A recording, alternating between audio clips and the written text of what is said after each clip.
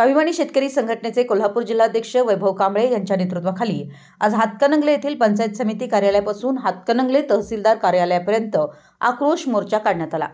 यावेळी स्वाभिमानी शेतकरी संघटनेच्या वतीने वारणा नदी काठी वसलेल्या निलेवाडी गावाचं पुनर्वसन करावं,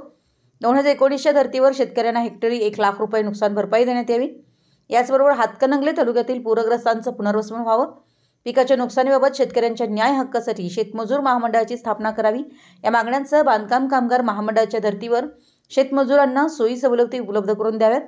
60 वर्षावरील शेतमजूर व अल्पभूधारक शेतकऱ्यांना 5,000 रुपये पेन्शन सुरू करावी, संजय गांधी निर्धार योजना, इंदिरा गांधी वृद्धापकाळ योजना,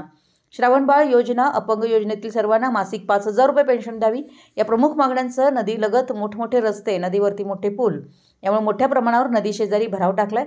त्यामुळे पूर ओसरला तरी शेतातील पाणी जैसे थेच राहतं, त्यामुळे मोठ्या प्रमाणावर नुकसान होत आहे आणि याच धर्तीवर शेजारचा भराव कमी करून साचलेल्या पाण्याला योग्य ती वाट करून द्यावी।